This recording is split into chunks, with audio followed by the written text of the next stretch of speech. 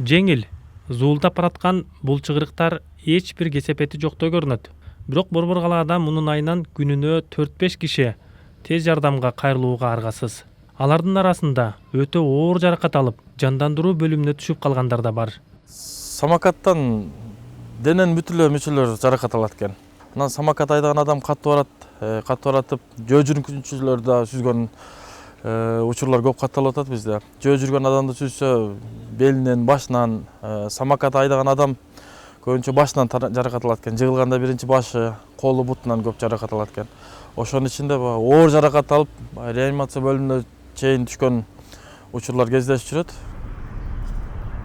Дарыгердин айтымында, скутерден жабыркагандардын саны ушул жылы кескин өсө баштаган. Жаңы окуу жылынын башталышы менен студент окуучулардын кыймылы күчөгөндө чыгырыктан жаракат алгандар ого бетер көбөйөт деп тынчсызданып турушат.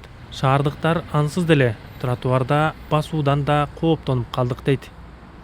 Азыр айланайын бассаң эле бүт эле самокат болуп кетти. Тияң деле, буяң деле жаш балдар тебет зымыратып. Аны ошондойлорду кыскарсак, же өзүнчө бир жол болуш керек. Киши жөө баса турган жолду өзүнчө, самокатын тебе турган өзүнчө. Уштерден аралаш эле ушу бир тебишет. Буга мен каршымын. Ошол эле учурда скутерлердин экологиялык таза транспорт экенин четке какпоо керектигин айтышат. Айрым шаар тургундары унаадан велосипед, скутерлерге өтүүсүнө шарт түзүлүшү керек дейт. Биздин мисал үчүн климат боюнча 9 ай ушундай жеңил унаа айдаса болот. Велосипед болобу, самокат айдаса болобу. Бирок тилекке каршы биздин ушул кыймыл жолдун маданияты абдан эле төмөн десем, мен туура эле айтам. Республикалык шаардык ГАИ менен биргеликте жанагы эрежелерди иштеп чыгыш керек. Анан кийин мен ойлойт элем, бул бирөөнүн оокаты эмес, бирөөнүн жумушу эмес. Бул баарыбыздын жумушубуз, баарыбыздын салым кошуш керек. Шашпай түзөлүп, ошол күнгө келебиз, машиненин санын азайтабыз деген мен жакшы кыялым бар.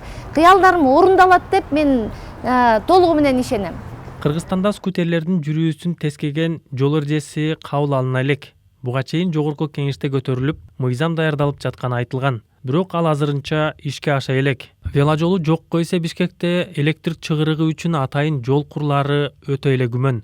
Өзү эле теппей чыгырыгына кенедей балдардан бери учкаштырып алгандардын дагы канчасы ооруканага кайрылар экен деп дарыгерлер беймаза.